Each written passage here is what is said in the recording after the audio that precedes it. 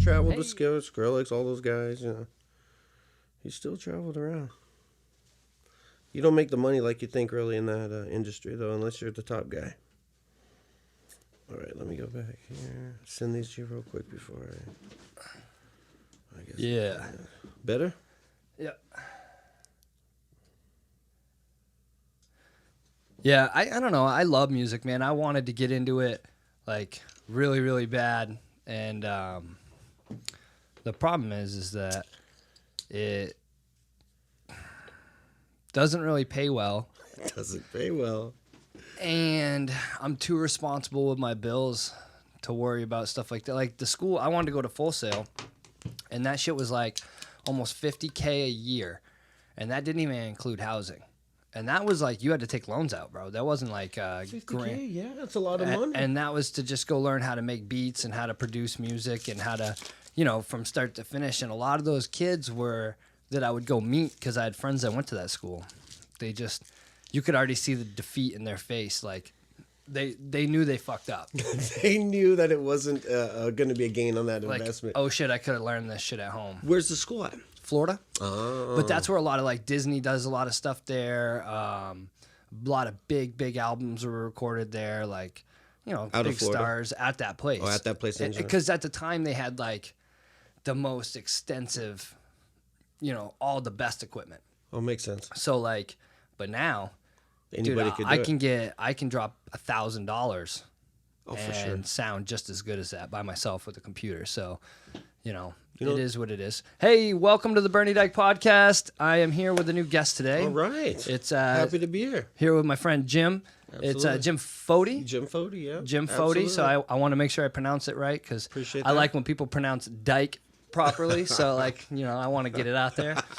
So thanks for coming by, thanks man. for having me, man. I really appreciate it. I know we're down a guy today. Yeah, but, he's busy. You know, he's got okay. I'm glad to make the lady happy. Dude, Got to make his woman happy, man. I wish I would have maybe got a few more talking points, but I think we'll just throw it out there and make it happen. Yeah, no, I think we'll be all right. I think we're going to be all right. We're both pretty interesting guys. You know, we'll make it happen. Definitely. So the reason I wanted to have Jim on is because, I mean, I thought I could really paint a picture. But boy, you got some cool stories, dude, and you've seen some fun stuff. I've been a few places, done a few things. My whole life, I never wanted to be ordinary. You know, I always wanted to be something different, something a little bit better. So, never had kids. Although I'm married now, and I have 2 kids I love as if they're my own, and that totally changed me as well. And ended up being probably more of an adventure and more of a experience than all of what I could have imagined, you know, in life. But from the start, I thought like maybe Evel Knievel #2 or maybe the world's best artist for real. You know, we'd build our jump ramps and we'd be out there jumping our bikes, and I always wanted to strive for the best. If somebody could do it, I could for sure do it, and probably better, you know, I thought. So that led me down a road of also being a little bit lazy. So wanting the best, but not wanting really to put in as much work for these things. So so I was trying to find, well, what am I good at naturally, you know? What is something that I could do, that I like to do, and that would be fun. And I like to fight. I used to like to fight. I had a lot of anger issues, a lot of emotions growing up. The way, you know, the 80s is different growing up than nowadays.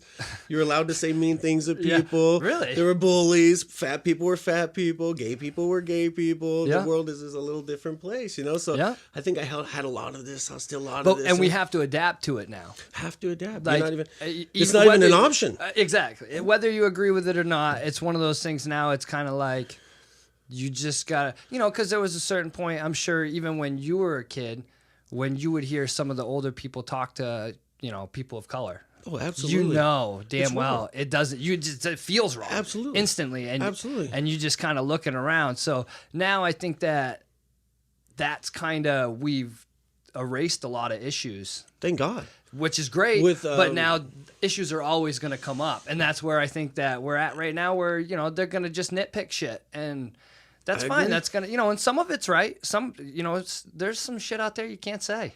And you don't get away anymore. Think of our day. You go home, I would dig a hole in the backyard, play with my little cars or whatever. Kids go home now, we go home now. It's still in your face on your phone.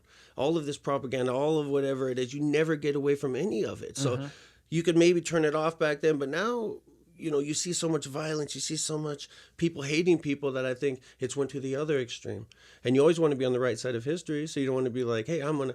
And then, but when you really start thinking about it, being kind and all that, it's not that bad of a way to go either. But then again, you don't want to be so PC where you can't even express your feelings and be yourself because you're a bigot or you're hated for who you are. When did you start fighting? I was about 17, and my dad, I was living at home. What year was that? Well, I was born in 80, so it'd be 97. Okay. So yeah, I was 97, and I was here in the Valley. And you did boxing, right? Only boxing. Mm-hmm. My grandfather was Sicilian, came from Italy, moved to New York, built his house for $2,000. He borrowed from the family with his own hands. Next time I come in, if that happens, I'll bring some papers in. And Grandpa used to fight 2 or 3 fights a night, just to pay the bills. Then, of course, you go into the stereotypical thing. Italians, we became barbers. The families were barbers, and moved out from Italy into California, moved out to New York, to Arizona. So my dad tried to be a boxer, but he's kind of a sissy. You don't want to get hit in the face, right? It's not for everybody. No, really not everybody. For everybody, and not everybody's at the ability to avoid getting hit. Right. Or like it looks fun when you're watching those guys in there. You get all pumped up. I could do it, man. You get the everybody's got a plan levels. until they get punched in the face. That's a good one, dude. Who's that, Tyson, Yeah, right? yeah, Everybody yeah. has a plan. So yeah, that was me, and I wasn't really, but then I seen, of course, the money. I didn't want to work. I'm 17, man. At 17, you start getting these, I'm being a man, next year, what have I done with my life? Like, school, I don't want to go back to college. I don't want to be a pool man at that time, which is what I have the pool business now. But then that was far from, I was just a water gardener to me. I didn't want to even touch those pool poles, So I dedicated my life to boxing, man. There was a gym on 19th Avenue in Van Buren. And I would go there. Ricky Ricardo was a coach, senior. And his son now is still a coach, Ricky Ricardo, off of Central and Hatcher. They have a great gym there where they help kids out. Boxing's not for kids who don't have... Well, nowadays, though, too, it's different. Like we were just talking a little closer. Nowadays is different, too, because it's not just like for the bull, not the guy with emotional problems. Boxing's for everybody. The soccer moms take their kids now to boxing. Boxing. Now it's like an aerobic...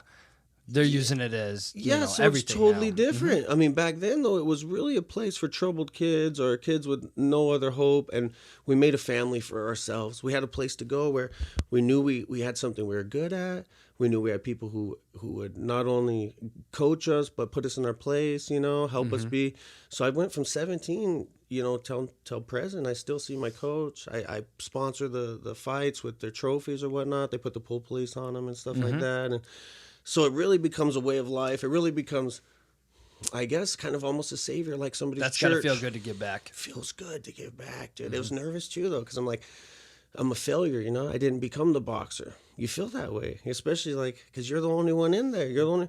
Yeah, but when you get to sponsor a kid, if you get to help them in the least, just take one step forward. That's what you have to do. You have to That's step a win. out sometimes. That's a huge win. You have to step out from the mentality of the boxer and just be a normal person, because we're not normal. Yeah, the world's bigger than you. The world's bigger than the one guy in the ring, So then I step back and I'm like, well, look, maybe I didn't make it.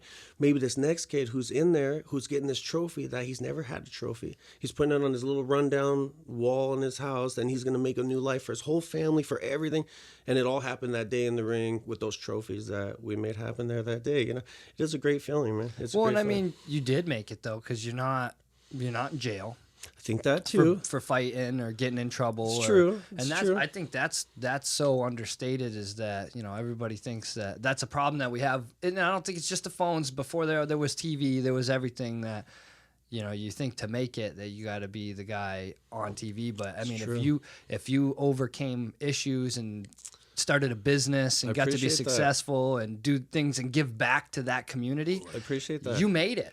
I appreciate you made that's how I look at it, and hopefully someday I get to go back to maybe where I come from in my school and help kids do stuff like this, because when I was going through there, they didn't really have, and I'm sure that maybe they have this stuff now, and maybe I can just help add to it, and I'm not there yet, but hopefully I'll get there at a point where I get to help some of those kids, because, man, I didn't have this stuff. I had to teach all this stuff to myself. And, That's true. That's true. It can be frustrating. That's true. And you feel lonely, and you feel like you don't know if you're ever, going to get there. And only recently have I been able to to look back and realize that I made it more than I ever thought I could have made it. You know, I have a wife now that I love more than anything. Real love, you know, not that fake strippers and boxer girls that were always around, you know, and I have children, and I never thought that I didn't even think I was that. I mean, a boxer, a party animal. I have parties at Lexington Steele's house. I've been around. I've Bentleys, Lambos, all the fun stuff, you know.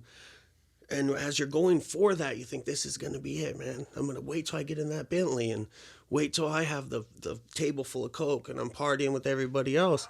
And then you get there and you're like, fuck, I feel the same. I'm just stoned.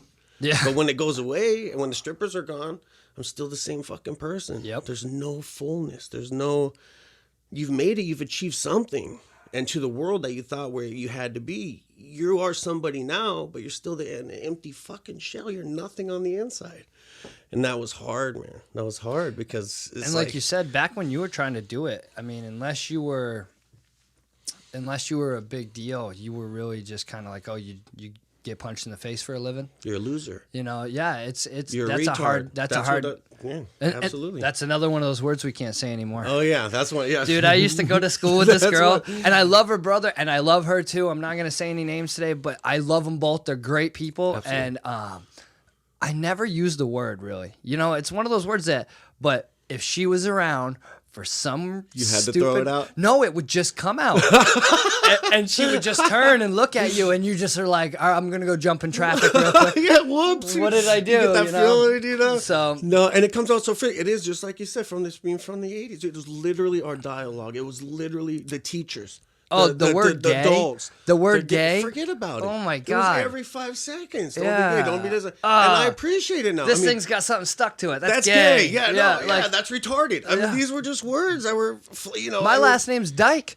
Oh, Dude, forget about it. I now, can only imagine. No, all right, so, and I probably shouldn't talk about family on this too much, but one of my relatives, I think they changed their last name because their 2 sons couldn't handle the pressure or the people picking on them or whatever. I could imagine. So, but no, dude, now. No, I can imagine now forget about it. No, it was a few years back, and I couldn't understand it because like I didn't grow up with the rest of my family. My family, the Dyke family, grew up in a town that was about an hour away from where I grew up. Okay. So I was the only one with that last name at my school.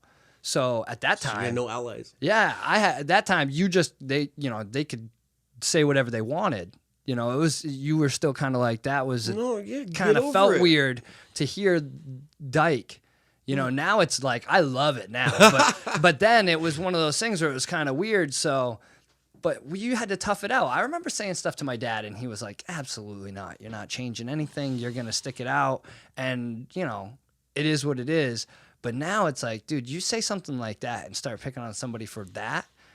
One hashtag away from getting dragged. Forget about it. You're not lying. And so I felt bad that they changed their last name because their sister went through all the way through high school and she went through college and she didn't have to change her name. So it's a bummer what people do over a name. And how do you pick a new last name? They take the middle. I think. thought they would take the middle Like Joseph or something like that. How do you even go about taking the new last name? Yeah, so you that's just a weird. Keep your middle one and throw it I over. thought that was kind of because now you could be changing your whole ethnicity. You could be changing a whole who you are just by It definitely does go make from them. Smith to Rodriguez. Now you're somebody totally different, right? Now you're getting benefits like Elizabeth Warren when before you were getting none. Yeah, that's crazy, man. That's like fun stuff. So you I never hear know. You though, kids man. are so kids you are did rough. it. So you get picked on all the time. Was it tough? Not too bad. No. And I'm a mouthy dude. And again, you could we fire back. fought. My stepdad was, you just punch somebody. Wow. Like he Right away. raised himself at 15, so he Don't was wait- a don't wait for a them, huh? knuckle dragging, and he could knock you out easily. So I learned how to fight young. Well, that's interesting And too. I didn't get too much shit. Like if you did, it was first of all, I'm pretty quick witted. So That's what I said, you could got fire back. you got one firing point, and I'm gonna light right into you. already And so thinking. I already, that wasn't really too big of a deal. But you always have a few older kids that that when you take it that far, they're gonna kick your ass, even if you try. Because they don't have now. That's the only thing you could do when you lose the intelligence. So what you do then is you start, stealing some cigarettes or stealing some chewing tobacco, and you start hustling with some of the big boys up in the top, and you so- make friends. Damn. Bam, bam. So you really were smart. If you can't beat them, join them. Mm-hmm. I So made if you friends. couldn't outwit them, Yeah. you And then bring the something other to the kids party. that were next out level down, you couldn't say anything. I went right to the top. That's interesting too. And it was dude. like, oh yeah, they were like, oh, I can't get a cigarette. No, I got a pack of cigarettes. That's pretty good. Yeah, Dude. you I had like to- that. Now I look back and I'm like, oh my God, you little klepto. What were you thinking? That's another thing back in the day. It was like, I don't know, man. All of these social abnormalities, they were just, kids stole shit. Like, kids did. And nowadays, it's it's a just little not country even. stores. Like, nowadays, if my kids came home and said I stole something, I would be very, very disappointed, man. And I would be, I think my mom was disappointed. I think so too. I'll give you that. But I think it was more like, no, it's like, you just don't do that. It's like the N word. It's like the R word. It's like these things. You just don't do that. You just don't do that, you know? I think And it's good that we grow. you want to as be on a the right side of society. history. Yeah. You do, because there's those old guys like you just mentioned before that are out there. That's my drinking fountain. And they look like the most blithering, uneducated. But at the monkeys. time, but at their time, and I think it's also that was like part saying of, the word gay. You want to be a part of a crowd, so even if you feel a little bit wrong, you're gonna glam onto what everybody else is doing. So you're not these other people that are not part of that crowd that you want to be in. No independent. Well, it also shows programming. Programming. Because there's no way you're breaking. I mean, because even though I know certain people that still they struggle with it and they're old and they're not going to break it. Well, my grandma, I couldn't believe it. You just can't break them. And so, but they learn that they can't say it in front of certain people. So that tells me that they know. But they're just programmed. But they're so programmed to just not like something. Isn't that strange? And it's scary because when you start looking at the education thing, I remember when Crystal came home and she had to teach. They were the first grade, and she had to teach that, you know, because of a colored skin, that they used to have to separate stuff. Wow. And she was upset about it, and I was upset because I said, in first grade, Yeah. they're teaching them now. Like that's that kid pretty- didn't know that kid They don't had let any you, difference until that day you explained it, and then he was like. Yeah, I agree. Same thing with sex. Same thing with they push the sex on the kids. This transgender, this be your gender, be why can't you just be a little girl, a little boy, and tell you why do they even have to have the thoughts in their brain until they get to where they're asking the question? You know, it just seems it just seems like a jump on the gun. But then you take the other, because you got to always look at the other side. Well, we're trying to help educate kids that maybe don't get it at home. Maybe they're looking on their iPad and their phone. They're getting confused about all these things, and we're trying to be there for them as an adult to actually talk to them about it. I think you're right. It's going to make people experiment that probably aren't. You know, they think that they are, but they're not. And there was that before with gay. Just plant seeds, or you know? thinking that maybe you were gay and then realizing later down the road you were just disconnected of where you were, and then they experience. So the college days. But I do see that there are definitely people that there's something going on. Oh, absolutely. So like I used to work for a guy. He owned 4 dealerships back where I'm from. He grew up in the town that my dad did. I'm still getting over that sinus shit, dude. It's killing me. That was weeks ago, but it's still like. So he grew up in the same town. And he used to tell me, like, he was the owner of all these places, and I sold cars for him.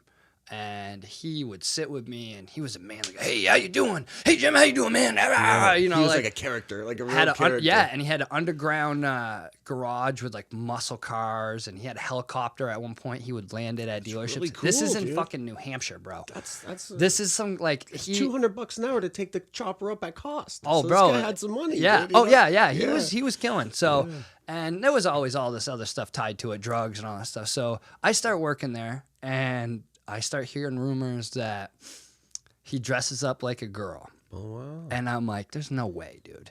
This is a man's man. Like he tries to break your hand when he meets you. You know. Yeah. So now I'm like, people are just fucking with me. Then one day, someone shows me a picture of him dressed in like a schoolgirl type outfit way. with his legs A crossed. real laying- picture, because this is before I social think, media or anything. no, I think it was right when we started getting cell phones with like so it iPhones was a and shit digital, like somebody that. sent it to you, Yeah, I yeah. think so. I can't remember, but I Right. think it was. And So that's a lot harder to get your hands on. but you it know? might have been a real picture. I can't even remember at Sure, this point. sure. But I just remember being like, "Oh shit!" Like, and that's This is not real. This is. I don't think this is a Halloween costume, but maybe. So I'm still just a little skeptical, just a little. And so like one day I hear that he's getting the shots of like estrogen and shit he's to like doing the growing the change. tits, and he's trying to change. And I'm Yeah. like, but he's got a pretty wife that they're still together, and I hear things happen, and I'm not even going to get into disgusting I hear you. details, Yeah, no, but no, like yeah, I heard, absolutely. so I'm like, so she's in on it. We hear a lot of these people say they're not gay when they make this change. So they become a woman, but they're not gay. So I'm really confused about this. So I don't understand, It's you know. confusing. So Like I said, we didn't grow up in this time. but he hasn't said anything. So, and he likes me because he knows my family, and I'm a salesman, you know, and Oh, he only yeah. has like I 2 can or 3 picture that. salesmen. So Yeah. he comes over and he sits at my desk one day, and he would sit like this and slouch, and he would wear windbreakers, and it was like the middle of the summer, bro. Like there's no reason to wear a fucking windbreaker. And I was like, dude, I think I can see his tits. Like Oh, that he's no like growing way. tits. They were forming in. And he had his hands on my desk like this, and I could see fingernail polish in the pits Oh no of way. his nail. And I was like, oh my God, this shit is real. So long story short, I sell a bunch of cars and I get the hell out of New Hampshire. That's how I got out here. Sure. And about not even a year later, Joe comes out as Josie and wants to go get the surgery. Wow. So to get this surgery, he has to set up meetings with all 4 of his dealerships individually, and he has to come out to everybody and tell them the whole thing. What's going on, why. It's a public company, maybe? Well, he has to because it's a psychological thing. They're not just going to let you go do all this stuff what you mean. until you really His show that doctors this are is the putting fucking these- real deal. So he has to come out to. So I'm getting phone calls from people at dealerships that just got out of meetings. Oh wow. Like, bro, you would not believe what I just had to listen to. Did he do it in person? Yeah. Oh, he did in person? Yeah, he had to go there Wow. in person, all 4 dealerships. Wow. So Imagine he's what- now a woman. His name is Josie. So it's a she. That's the hard part for me is I get very confused. So like now I was talking past tense, so I can talk like that. But now as present, it's her. Which pronoun are you supposed to be It's using? her. Right. I mean, It's but you her. know what I mean? No, it's like- her. It's Yeah, her. yeah. Like No, I hear you, everything yeah. has been done. Well, that would be a little rude. Yeah. So she got to know my sister because my sister's a waitress back there. Still to this day? She'll be here actually by the end of that's this what month. you were talking She's about. moving out right now. Great. And but she used to ask about like, oh, how's your brother and all this stuff. And it was really weird because I still haven't seen her in person. But she was even on the website, like when you went to their website and pulled up the dealerships, like she was on the website. And so my point is like, it's not always an attention thing. It's No, I not, agree. it's really like agree. she had a chemical imbalance in her brain or maybe just partying so hard and doing so many things that you just rewired I don't know. I agree. Because with he you used to tell 100% me, though. and now I'm back to when he was telling me, what did he used to say? Listen, I was a fat kid. You think it was easy for me to get laid? I had to ask. I had to keep asking. And he was like, he goes, you get shot down? He goes, I just keep, and he was like, I had to ask 100 times before, and like, it was a sales pitch, but at the same time, like he told me multiple times, he's like, dude, I was not an attractive, like I didn't have money. Sure. He's sure. like, so to get what I wanted, I had to go get it. And I had to Yeah. just keep trying and not listen to people when they said no to me and this wasn't going to work. Because that's a young guy from Orford, New Hampshire that didn't have shit, that ended up selling cars and making a shit ton of money. And no matter what anybody says about her or him, whatever, he did a bunch of shit. Oh, no, I Like, believe it. Is that so- a highly religious place where you're at? No. No, so if he fit in the community, he was okay Yeah. with this. I mean, thing?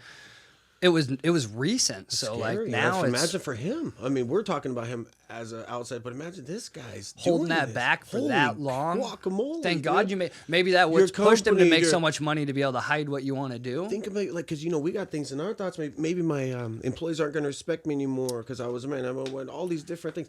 So before I was closed-minded more. Before I had children, Brooke's children are my children now, obviously, And my kids have been going. They've went through a little phases where they.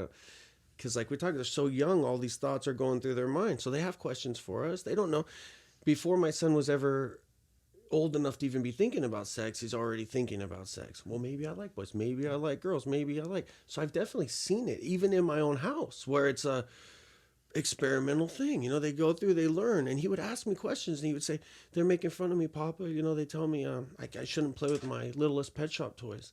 And I said, you tell them, dude, tell them to talk to me, first of all, if they have a problem about anything. I said, and second of all, Tell them that until you've done something with your private area or you've kissed somebody, you're not anything. You're just a little boy who wants to have fun. You're a little boy who has a sister and a mom and a grandma and no other little boys around. So you've developed these things. I said, don't ever let anybody tell you you're anything besides an awesome, sensitive little boy. I said, and if they're pushing this gay crap on you, I said, watch, you have a lot of girls that are your friends. You get older, you're going to be an advantage of boys because you know how to talk to girls. You're not going to be afraid. And you don't know. You're going to be a at that sensitive age. kid. That's why I try to tell them, I go, you're not even sexual. How could you be gay? You're a kid, dude. And That's such a hard thing. I mean- That's what scares me about having a kid is they're gonna come to me and I'm such a logical. How do you break I'm stuff very- down? dude, That's tough. what I'm saying. And I didn't want to you're have so kids much like me. because of that. But so I was so blessed by God, whatever you want to call it, because I get to be kind of the big brother and the dad. I mean, I had my daughter since she was 8, my son since she was 4. He only knows me as that. But then again, I'm not trying to be. Oh, we're good. I'm not trying to be. Take a place of a dad. I want to be the place of the stepdad who is a little more straightforward, who can be kind of like a big brother. I'm going to make fun of you a little bit while I'm educating you and helping you learn. And at first I was like, oh man, maybe I'm missing out, But same thing with the boxing. It's all your perspective. It's what you wake up and put in your brain every day, how you're going to look at the world. I could look at it, I'm not the heavyweight champion of the world. Or I could look at it, maybe I didn't get my brains bashed in and I still have a little bit of sense. I have a beautiful wife. I have beautiful kids. I mean, we have a horse in our backyard. We're on 51st and Greenway. Man, We you have got an the acre. money. Dude, we're living. He's got the money. Pool guys, God, what are you going to do? Bro, grass don't grow out here very easy, bro. He's feeding horses. I mean, we had horses back home, but that grass, we needed the horses, man. Like, my dad's got so much land that it takes half the day to mow the lawn, so you need some horses out there. The horses. That's Grady. What a different landscape. I know we're jumping from Oh, dude, this is the ADHD what a podcast, baby. landscape compared, huh? Like California, we get the grass here, or where you're from, you get the grass. Out here, it's almost a little depressing at first. I know Arizona's might not like to hear that, but it's like you gotta know, stop yeah. and pull over and look and appreciate the Roadrunner, appreciate the Sororos, appreciate how beautiful And it I is. mean, for most of the year, if you really pay attention, like you can have grass. Well, yeah, It's you not- can pay for whatever you want. Like the water's not Absolutely. that expensive. No, we have irrigation. Yeah, that's what I'm saying. we So flood it's not. the back and we have the grass. But I just mean in general, like when you're going down the freeway. Oh, yeah. The sides of it the ain't freeway. growing on its own. It's just everything is everywhere. You know, Yeah. it's just like it's a whole different world. But I appreciate that too, man. I don't want to be one person stuck in one place my whole life. I want to grow and learn. I want to make mistakes, and not now that I'm going on 40. I'd like to lose the mistakes, but I'm happy for the ones I made and what I could learn and grow. So you must have had a pretty crazy career in boxing. I mean, you probably met some pretty cool people. Really cool people, man. And believe it or not, the Valley is a hot spot for boxers because they come here to get away from all. That's what I did. I was in LA, getting in fights every other day, fighting in school, all this. So my dad told me, hey, your grandfather was a boxer. Why don't you get out of the streets and make some money? You say you're so tough, you want to fight, I said, all right, I'll do it. I said, I want to start tomorrow. And then I didn't hear much about it, So the next week I told him, I want to go down there and start boxing. He goes, no, you don't want to box. I'm like, what do you mean? He just told me I should box. Like, I want to box, He goes, well, let's go in the backyard and let's box and see if you still want to box. I said, okay, So Dad puts the gloves on, I put the gloves on, and I run at him like I'm on the street, which I'm a pretty big dude. So as long as I get past, you're done, Yeah. So I ran at him like that, but he's a boxer. My dad boxed a little bit too. Took 2 steps Dude, and just took 2 steps, stepped over to the left a little bit, came with the left hook and just knocked me out. Dude. And my dog's kissing my face. I'm young, and my dad's all worried about him. I'm like, he's like, "You all right, Jimmy boy?" Call me Jimmy boy. You all right, Jimmy boy? I'm like, "Yeah, I'm all right, dude." And I shake it off. He's still in a box. Oh, yeah, I still want to box. So he took me every day, dude. And that's how I first got into boxing. So we go to 19th February.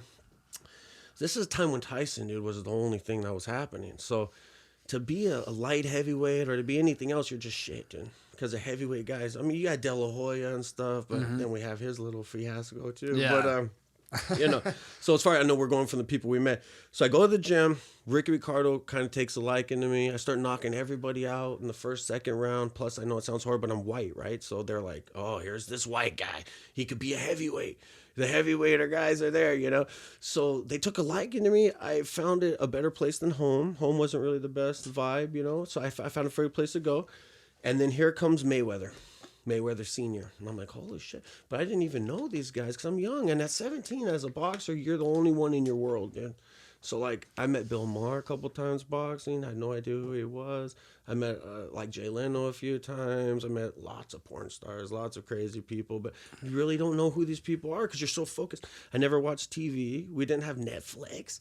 We didn't have smart TVs. We didn't have phones. Dude, that's how you know everything is that right there. Yep. So I was so bored, dude, that I would spend the time at the gym. I'd smoke a little weed during the day and go to the gym at the night, dude. Pump it out, all ripped up, dude. So girls were never a problem. It was like the life, you know. So you have these guys coming in, see Floyd Mayweather Sr., and that's when I realized, like, damn, dude, these guys make. I mean, I knew the money was there, but Mayweather was just a lighter dude. His dad's coming in with 4 new Escalades. Mayweather would come in, and that guy would chop wood, man, every day. Next time I come, I'll bring some pictures and everything of Mayweather. I'm going to give you some actually in your phone. Maybe you could put them up. Yeah. Mayweather, he would be out there with the heaviest axe, dude. And the people are like, oh, Mayweather. But, dude, he worked harder than anybody I ever seen out of that ring to be the best that he is in the ring. If people say he's not the best, then they're a little bit biased because he hasn't lost. And he doesn't get hit. He's not the R word. He's not the R word. You know, and he wasn't always Money Mayweather. The guy promotes. The guy was pretty boy May, whatever. Pretty boy Floyd. Pretty boy Floyd Mayweather, whatever. Then, you know, that wasn't selling. So you got to do some WWF stuff. You got to change the game. So he goes, oh, I'm Money Mayweather. So now he has people that are poor that love him and people that have any kind of class that hate him. So he gets that WWF kind of, he gets the best of both worlds. He's, you know, I mean, he was a little egotistical though. So the first time I finally because Floyd Sr. would stay in the ring with us. He'll help us box. He'll teach the kids. Great dude, man. The one thing I found funny though, he would change every day in our showers and come out in a bright one color outfit, you know, like either orange with the hat and the cane or yellow with all the shoes, the socks, you know, that whole cliche. That's so dude. weird, it was man. Feels so, those colors are just so weird to wear. Bro. Purple, orange, green. These were and they're suits. They're like suits he's wearing. You know, he's going but nonetheless, you know. So he's in there, he's training. Then Mayweather comes in the first time, and I'm like, I get to stay in here, coach. And coach's like, this is your gym, man. You know, they're paying us, but you know, you're fighting soon. You know, you do whatever you want to do, man. You're my boy. You know, I'm like, all right. I wasn't going to bother him, of course, or anything, you know. But he walks up to me, dude, and he starts talking to me. And I'm like, hey, man. He's like, I'm never forget. This is a long time ago. This is 98, 99. But he takes his necklace. He goes, you see this thing, dude? There's 21 carats in there, man. And I'm like, I just fucking met you, bro. I don't care. You know, like, I did care, though. But you don't want to pretend like you care, bro. Yeah, like, you know? And then his boys would go to Metro Center. That's when the mall was actually the mall, right? And they would buy all brand new clothes. And they'll bring it back. And he would put on nothing but brand. He's told me he never wears the same pair of socks twice. And he just won't do it. I just don't do it. These guys are... Mayweather's a really interesting dude, man, because he's so different. He grew up, dude. His dad like tried to rob him before. He's had uncles. They've beat. I mean, he didn't have the best life. You know, he had a pretty tough life growing up too, a little bit. You know, so he was one. His dad was one that we got to meet a lot. We had because local guys like Carbajal. We had a couple other guys that would come around in our gym, and then Tyson. Tyson was in our gym quite often. Dude. I got pictures with Tyson's, dinners with Tyson's. Also, depending on his mood. Would be if you got to get near him. He would come to our gym and take all of our old ratty normal equipment out and put in all brand new equipment, brand new stereo, brand new everything. Stay for about 45 minutes to an hour maybe. Rip all of his shit out and put all of our stuff back up and then head out. He'd come in a Bentley and leave in a limo. And I'm not saying who was with on this day, but I go, where's Tyson? You know, where'd they go? Where'd those guys go from the gym? And like, oh, they went to Van Buren to pick up a few hookers and party for a while before they go back to the gym. I'm like, what do you mean? I thought, like, we're boxers. We don't do that stuff. He goes, there I got you. He does everything what you think that he does, dude. Like, he was a fucking party animal, dude. Dude, have you listened to any of those, you listen to his podcast? A little bit. And then I've talked from friends and stuff who know him and everything. And like, but no, I haven't really. It's called like Hot Boxing or something. I'm sure with Mike Tyson. Good. He has that university that he's doing and everything now. Yeah, think of this guy's life, man. You know? Oh, dude, I want to go check out the Tyson Ranch. I would love to go with you one of these times. That would be great. Once it's open and they do it, man, we'll check it out. Have to check I'm it sure out. it's going to be a minute before. Well, yeah, it's going to be getting pretty packed. Plus, you know me with the business. I can't even breathe until October. Yeah. That's not even a joke, man. You give me October, I can. I try to tell people bit, you know? when we go to this thing that's coming up in the end of September, October, and it's all the people like me at my work and branch managers, all this stuff. And I used to tell them, like, the first few years, like, oh, you guys just don't get it. Like, it's insane in Arizona. Like, it's just nonstop. They don't. And they were like, yeah.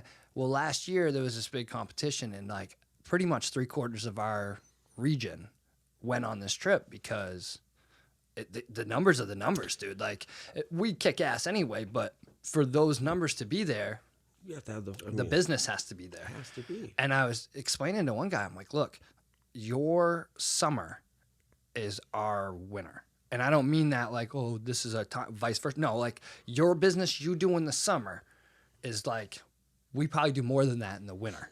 People have no idea, man. It's just so crazy. There's just I know so many pools are a boring topic. It is. It's But just, but I hear you. Like in California, we don't even use tabs, man. people don't even know about it. We don't. And We leave where an extra I'm gallon. from, We leave an extra gallon of liquid. there's no pools. Or there you go. And There's none. You got to winterize them. When so I you gotta took a hold it down. job driving, they were like, so what do you know? And they showed me a thing of acid and a thing of chlorine. Two, a yellow and an orange crate. And I had no clue. I was like, what's this stuff? But why would? Like, I have no idea. I swam in like a few pools. Most of the time we swam in a lake, a river, a brook. No, I hear you, man. So it's just funny to me. Like, now I'm in this industry. That's true, and you're kind of. I mean, you've grown Yeah. fast in your little Yeah. industry. Yeah, It's we been talk 11 about years. you a little bit, dude. Yeah, I mean, It's I've crazy. Everybody knows you. Everybody I know. knows you as that guy, that positive little guy, zipping in and out, smiling all the time. Yeah. I think it's awesome, man. I actually met a guy last week. I went into a branch and they asked me to help him with his phone with something like the Pool 360 or something. Sure. And he's looking at me and he's like, you look, and he like takes his phone and he's like looking on his phone on his Facebook. And I'm like, oh, he's on the AZ Pool Tech page. AC Pool Tech. Yeah, because I'm on that page. So You're on the page. Are you part of that? yeah, I'm the moderator. I'm one of the guys that helps control the page. Because I see you on there so much. I've always been supportive, dude. I got a shirt. I saw your sticker I got on the the truck. sticker. I got the koozie. I'm the first one to go on the koozie. Yeah. I bid on it a little bit because that's good. Dude, I want to support the local guys. If we can help each other out rather than be dicks to each other or cutthroat to each other, we could actually get prices to $100 for every pool. We could get things like this going on where you got these guys undercutting. You got these guys And it's not illegal where you're not doing it like, hey, it all has to be. It's just like, hey, understand. No, absolutely. You have to increase your prices. No, we're not trying to be a monopoly. We're not trying to do No, anything. but We're just trying to give it's our just sad that freaking people worth. don't get that part Like, of the business that yeah. you have to, I've seen companies that just haven't done price increases in years, and it's like, listen, everything goes up. Doesn't it, though? Until something crashes, everything has to go up because that's the way business goes. And I know that a lot of people don't want to tell their customers that their rate has to go up. And that's why you got to make it small, 2.5, 1, whatever it you can is. do. If Sure. you're uncomfortable with it, it Sure. has to be an automatic. Sure. Where if you're not comfortable with saying, hey, this year because of this, it's 5, you got to stay steady at something. But that's not, here nor there, that's just business talk that I never had to deal with that stuff. Where I'm from, you could be a mover, right? Right. Or even a car salesman wasn't too, you're always going to get that stigma when you're a car salesman, and it sucks. It doesn't matter if you gave the best deal to every single person that came in, they're all going to think that you ripped them off. Isn't that weird? It goes back to like when we were growing up. You might as well rip them off. Every movie in the 80s when you watch it, like Vacation, or with he's going to buy the car, what'd the guy do? Took his money, sold him the crap car. It's falling apart. Every movie you watch as we were growing up was like that. Girls with their tits out. The car salesman was a bad guy. The ego. Look at what they say. Oh, girls always have this image of Barbie. We had He-Man. We had it, dude. We had the same thing. Be all ripped, Fucking be all buff, Rocky. Be tough. Don't be a pussy. Dude, I was a fat pussy until I was like 15, dude. I had a stupid green ponytail. Mine was Jean-Claude Van Damme, bro. I was the biggest nerd, bro. But I remember the day when my ego happened, which isn't a good thing either. But if you could kind of hone it in and use it, and it turned me into the boxer I was for a while, whatever. But I was like, I'm big. I still remember this day. I was like, I don't have to put up with this shit anymore. I'm changing how I look at myself. I'm changing who I am tomorrow. Oh, fuck. Oh, we lost it? Just this one. And I did do that, dude. And it's crazy to know because it's like the butterfly effect where things happen in your life and you think back and you're like, man, if I didn't do that or if I would have done that, everything could have been 100% different maybe, I'm going to check them all just for shit. Yeah, check them all, dude. They're all good. A little look. Yeah, this is part of the live action Birdie Cat. This is it, dude. Bernie The kinks and the tangles. We're working it out, brother. It's been fun though, man. Dude, my for throwing God. it Speaking of together tango, with movies so fast. back in the day that Movies, dude. like my parents used to let me watch stuff that now Forget you don't about it. like. But on the same hand, you know, kids got the Netflix account, so they fucking can see whatever. YouPorn is on- right. Dude, yeah. you just put in YouPorn, and like they don't know about it. Forget Yeah. about it. We got one Playboy in the You used to have to hide them and hide steal the shit them. out of it. Your uncle knew you had it, but didn't Now tell nobody. now your parents All give you other the kids unlimited seen 'em. fucking The porn jokes, category. Yeah, dude. Yep. The jokes of the sticky pages. Yeah. None of that. No. None Now of the that, kids you have know? unlimited and that's not good. I've had that conversation where crazy. it's scary. Desensitized. That they just think that that's normal. Well, just like violence, all that, you get desensitized. I mean, faces of death. Girls think was a that big like deal. orgies and freaking threesomes are normal, which, you know, I'm not saying growing up I wouldn't have been like, cool. I'm just saying, you know, that's kind of, I don't want to have a daughter and have her tough, dude. thinking that that's, It's tough. You got gotta to do a good I job. like it, all these things, Yeah. all the what you got to live up to. But- I've been there, dude. I've had the 3. I've had the most I've had is 4 girls and myself. It's not as much fun as what everybody thinks. that's a lot it of is. work, bro. It's a lot of work. That's a lot of work. Right when you're it gonna started get getting left out. Right when it started getting the best, all right. And I'm like, I'm getting my rhythm, you know. One girl starts blacking out. Of course, you're on drugs. Dude. Nobody's normal in these situations, no, right? So no. it's 4 a.m. We're all in this room. Fucking everything's going. They asked me to go in there. I was like, yeah, you know, we're at this club in Devore, this party club where these things happen. And I end up back in there, and it's a lot of chaos, man. It's a lot of chaos. There's a lot of shit going on. It's never like in the movies, bro. And that doesn't matter if there's 1, 2, 3, or 4. It's better. There's a whole production crew to make that movie look like it's not got chaos. Forget about it, dude. One person's yells, one person's tired, one person's stinkier than you thought. Everything's happening that you don't even know what's going to be happening, dude, you know? And then, so yeah, it's a lot of things are better kept as fantasies. And I try to tell people that all the time, but it's like, if you don't experience it, you don't know. But I did a lot of these things that were my fantasies. And I don't know. So actually, there's another interesting thing that about you is that you're really into like the old mobster. Love the mob talk, dude. Love. Well, I'm Sicilian. My last name's Foti, F-O-T-I. Okay. You know, people are like, how do you say Foti? I say the gang, the ghetto way of 40. Foti. Yeah. Just got a Foti, man. You know? Get the Foti. To get the Foti. So anyway, dove into it. People actually, it's been maybe a session. Like, they just make fun of me. I wear all the Italian clothes. But I think when you're young, I didn't have a good family life. I tried to attach myself to something with a value, something that meant something to me. Respect and pride. Didn't have money, you know? So I dressed nice. Nice clothes. Take care of the family values, this, and that. Well, that led me into collecting certain things like signatures, Tony Montana, Henry Hill. So one of my favorite movies, of course. So is wait a Goodfellas. minute. Tony Montana's not dead? Tony Montana, unfortunately, has passed away a couple months ago. But before But, he like, passed, the real guy, Tony I Montana. saw the movie, bro. He got saw shot the up. movie? I got it.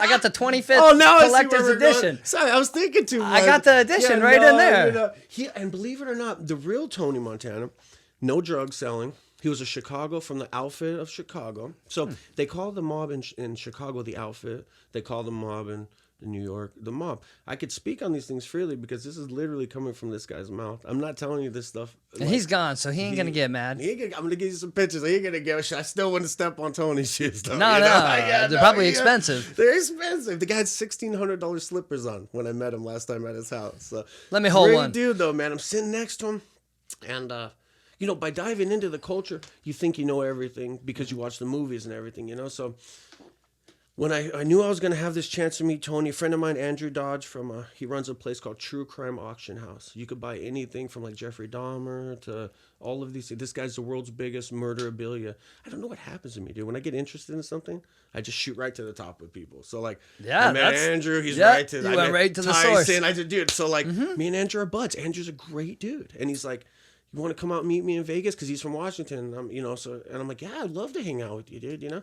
So I'm going to meet Tony Montana. And this was going to be the day before because Andrew's a dealer. So obviously Tony's in his 80s. And Tony told us right when he met us, I see green always. You're not my friends, you know? So you're my girl. We're doing business. Right? Whatever, dude, whatever, right? So he signs these hats. He signs these things. And he's like, well, I guess time restriction, something happened where he had to come back the next day.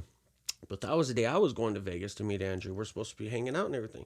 So Andrew talked to Tony, told him I was Italian, told him, you know, he loves you, blah, blah, blah. Tony said, bring him, man, bring him. So this is how I get to meet Tony Montana, dude, you know? So Andrew bringing me in, I get in there, I'm sitting down with Tony. And, well, before I go, dude, because I'm a nerd, and I start just every information I could get on Tony Montana. I want this guy to know that I respect him, and I learned. So I just learned and learned and learned. So when I get there, Andrew's not really he doesn't really care that much about the Italian culture. He cares about serial killer stuff. That's what he does, you know? So for me, dude, this guy sitting in front of me, it was like, I guess if you're into computers, Steve Jobs, or if you're into boxing, Tyson, this was a big fucking deal, dude. I'm never going to get this chance again. So I'm telling Tony, I'm like, man, I already know what you did. You know, he used to run brothels. He would be a collector. He would do this. He worked for, with a lot of the really high guys from Chicago. I said, I'm really interested in, which I'm going to show you some pictures of, how you live now. And like, what was it really about? Not the movie stuff. Like, what kind of advice can you give someone like me? Like, what, you know? And he said, don't cuss in front of your family. He said, this is something that we did. This is only in the movies. He said, I can't watch The Sopranos because it makes You hear that, disgust. India? We got to cut it out. This is what, yeah, right? We got to stop. We got to stop. No more cussing in front of the family. You know? We got to do it. This is his thing. So this Mom. is coming from a guy with millions, coming from a guy with, when you see his apartment, which I have pictures of, just marble stallion, a head of a stallion on his table. Just everything is granite and marble, $10,000 paintings. Everything is beautiful. And he's telling me, I said, well, what, you know, what is it, man? What's the key? You know, you've lived your life. You have all this to reflect on. He says, good food, good sex, a good woman, and be a good person. Take care of your mom. Take care of your family. So you do those things, you're going to be happy. He goes, everything else is just the movies. He goes, maybe we did go with our friends and collect a little money and all that. But at the end of the day, we're together. We're eating together. We're friends together. We looked up after each other. He goes, just be a good person. Be someone who's proud of yourself. And dress nice. This was his big thing. And dress nice. He's all, don't be a schmuck. You know, he's all, let me show you some pictures. So he takes out all these pictures of his family in the Depression. And they're all in suits still. They had no money, but they still had suits. And they still dressed nice because that's all they had left was their pride. Big family it came from, man. All these people and they all have their suits on, and they're all, you know, and they're all prided up. So I go, well, Tony, so what about now? You know, I go, what do you eat? What's your favorite food? He goes, you could look in my fridge. There's not one drop of anything in it. The only thing in my fridge is this little bag of chicken. I go, you eat chicken? He goes, nah. He goes, that's for my dog. He loved his dog, dude, and I love animals too. So he's like, you look at my dog. I start petting his dog's butt. He loved because I was all into his dog. You know? So then he goes, I'm not kidding. That's all that's in there, Jim. You could look. You could look. I go, I believe you, Tony. Anything you say, I believe you. You know, he goes, you could look. I go, and I start thinking, this is my only chance, man. I know Andrew would bring me back, but this guy's like 80-some years old. Probably will never get to come back, you know? So I go, can I take some pictures, Tony? Do you mind, you know, disrespectful? Because I want you to, you know? He jumps up. He's excited. I'm excited, you know? That's what the goal is, Dude, right? Right? Like, if we're you're not... bonding. Now we're bonding. Well, and if you you're know? not trying to hide anymore, like, there's nothing to hide, right? Yeah, it's so me. Like, this so is like, what you're I'm just like... interested in. And he's like, oh, this guy's not asking. He wants to see my Because refrigerator. you don't just get all that nice shit just because you like nice shit either. And he's like, I don't giggling. care how much you think you do. He Like, loved it, you want to show somebody. He wanted to show me, Fuck dude. yeah. So he's like, come on, Jim, come on. So I open it, which I'm going to give you these pictures. Take a picture in the stainless steel fridge, just like he says, man. You're going to see, you know, nothing in there, this little bag of chicken. I take a picture of his thing. I go, well, can I see your closet? Can I see your bathroom? He's happy, dude. This is when he lights up the most. He's like, yeah, come on, Jim. So you're going to see in the pictures, too. He's kind of showing me behind his shoulder. I take a picture of his tub. It's a heart. This guy's 80, so he sees a heart, big jacuzzi tub, big walk-in closet. His freaking door, dude, the front door, is as big and thick as a bank vault.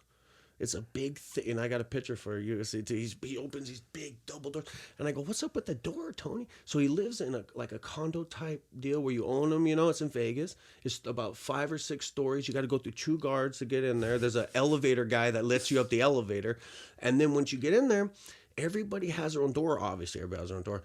But Tony's like, well, we don't get to change much out here, so our doors show our like how much money we have, our style or whatever. So he put, you know, whatever $50,000 bank vault doors on his house or whatever it is, you know. White carpet, Jesus. Beautiful tan and white tile, everything just gorgeous. And So crazy. it makes you feel good though, right by the airport. So I'll show you another I bet picture. it does fucking make you feel good. Yeah, and that's what he's trying to tell you though. It's like anybody can do it. You don't have to have the Italian marble thing. Even if it's from the dollar store, if your shit is clean and you have pride and you care about it every day, you'll be happier, you know? Oh, Happier. that's so true, man. That's what he's trying to say. Even my you know? house, like, if it's the islands, because I'm the tornado around here.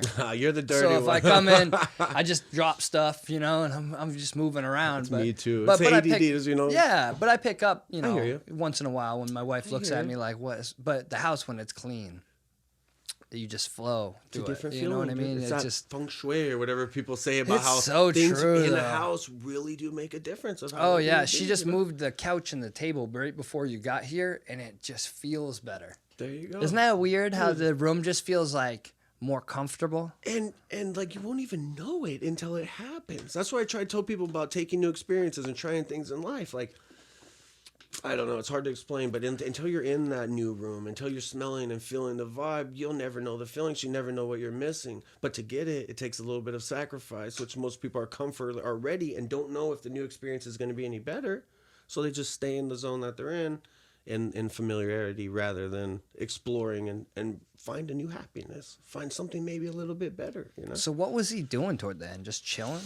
That's what I asked him too. I go, so how's your money coming? Believe it or not, he started selling everything with his name on it. So I still got to hook up a little bit if anybody's ever bulletproof jackets, leather jackets that are pretty comfy, dude, and they're bulletproof. They'll stop a 40 or 45. This is what he does, dude. I know, right? What else? Why is he gonna wouldn't do? you? Why wouldn't you? I'll send you some pictures of all the products too, because he was going to give them to me. That's at his why cost. your name is everything. Oh my Dude. God! If anybody out there is creating, Absolutely, your name is fuck, everything. man, your name, It's the your brand. brand is everything. Don't sell your damn brand to anybody. I don't care Brand. if Spotify comes up to me tomorrow and they say they want this podcast exclusively. Yeah, but you're not getting any of my branding. Dude, the brand. That brand is mine. It's like Rogan. And that's like I'm not ever giving it up. I won't sell any of the rights to it, and it'll probably be nothing, but I don't care. I'll own it. Dude, branding is the most. I'll important own it thing. because eventually I see enough people. You know, this podcast eventually will make me. I'm hoping Forget to be able about to it, have dude. people on here. This you is know. a great thing, man. It's fun, isn't it? Great. And a lot of people maybe don't know. I don't know if they're watching this one for the first time, but like the things you've done, how you helped your friend, the daughter, they could follow that on your podcast. She's doing really good Isn't too, that man. great? I She's, seen that she's freaking 30 days clean. Or Yeah, something, there's or a whatever it video. was. That's super awesome. Dude, she's gained like 30 something pounds back. Great she just news. seems happy. Isn't that awesome? And you know, one of the biggest things is I think back in the day when this happened, you just felt so ashamed. And I think one thing that I like what we're doing is we're not making people feel ashamed. Because listen, man, it can happen to anybody. If you don't know somebody, you're lying. If you don't know someone or Yeah. someone in your family, or because in the old days everybody would lie, my family's perfect. You got Uncle Tom over there touching kids. You got this. You got that. Everybody You can't has tell something me you've in never their family, ever you know? been addicted to something, even Thank if you. it was fucking gum. Starbucks. Something, exactly. And I don't mean addicted like you couldn't sleep at night, but you went there every single Ritual. day. You couldn't stop it. Like that was if you didn't have it, it fucked your day up. Oh, yeah. Now here's the deal. It's not always going to be a Starbucks for somebody. No. Sometimes it's going to be painkillers. Sometimes it's going to be heroin. Sometimes it's going to be cocaine. And that sucks, man. And it sucks because now we label you for the rest of your life that you're just this loser. And unless you come back with God or something like that, nobody's ever going to great believe job you or or something. something. Yeah, and I 'cause- think that sucks. So the fact that when that got put on the podcast, first of all, I've said it multiple times. I made it very clear that I asked 5 times, like, are you sure we're going to put this up? Right. You don't want to make a I situation worse. I didn't want to put it up. I wanted it to be private family stuff because I don't know if I could handle something like that. But the way Bob is, he felt the need to put that up there. And he hoped that it would help her or it would help somebody else in need. And I think her not being able to hide it from anybody anymore and that it was out in the open and that she saw that we all didn't hate her and that we didn't think that she was a loser, that we just understood that she got caught up. That's true. And that shit happens, man. It happens to people. And I just wish that people, instead of trying to hide it, just be open. And if you really want to get it fixed, don't be scared that people aren't going to. I agree. They're not going to accept you because we will accept you. I agree. I think it's better now. If somebody doesn't accept you, you call me. We'll go take care of it. No, We'll call Tony. don't. You just call me. I'll accept you. Oh, there you I'll go. accept you. You They don't accept need to. it. If they don't want to accept you, if you're trying to get yourself clean and they still think that you're a loser, I mean, now if you're still doing loser shit, You know, I agree. that's It not was going to hard help for your me. situation. But So my dad would be a loser, I guess, right? And it's hard for me because he hurt our family so much, and I see him go through these things and do. So it was so hard for me for so long to not be like totally like if I seen somebody doing that, I hated him, dude. I hated him. And then my brother gets addicted, heroin, dies, comes back. You know, going through it all, finding all that. And then my wife slips and falls, blows her back out at Fry's, dude. She had to have her back fused together. So this is right after we got married, bro. No sex, no nothing. Her back's fused together. Yeah. She's in so much pain, dude. And they're pumping her. So towards the end, they're giving her 10 Percocets a day. 10 tens, dude. So 6, sorry, I apologize. 6 Percocets a day, 6 tens a day. So she was a fucking zombie, bro. Yep. We were going to lose our marriage, but I love her, dude. She's my blessing, you know? So I'm like, It's not her fault. this is the point of all of this. Where I was going was, like you said, like until I had it happen to me, until I seen it from somebody that I love so much, like how he loves his daughter. Dude, it's the worst, man. And I never done speed in my life. Done a little bit of coke in there, but not enough where I've ever been addicted. I done a little ecstasy, but nothing. So weed was always my thing, where I was, you know, I did it every day, but you don't lose your house, you don't lose, and you're not physically but that's got addicted. that stigma still. Dude, I was seeing her literally, Which is the craziest thing. Oh, we could get on that one for a couple hours. No, you dude. keep going. She stops though. So she stops, right? Because she wants to stop. She wants her marriage back, dude. At night, she's doing that. Oh yeah. She couldn't even do it. She couldn't even, and this is just cutting back, dude. They're giving her 6 a day.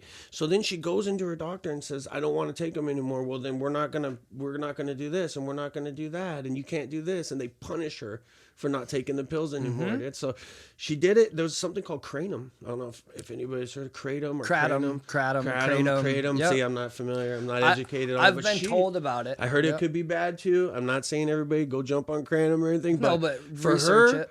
she mixed a little bit of this when her pain was really bad, and she stopped cold turkey. It's been over a year now. We celebrated, and it's been good. Again, I get out in these tantrums. The whole point of the whole thing was like what you were saying. It's such a stigma, and if you don't see it go through, and if you already have never dealt with it, or if you've had somebody treat you bad that did these things, then these people come to you and they want help, but you're generally not all there to help these people. But I'm totally, as long as they really want the help, because I've been around too many tweakers who are liars, dude. You know, and you could tell, dude, the people, I think they have to hit rock bottom.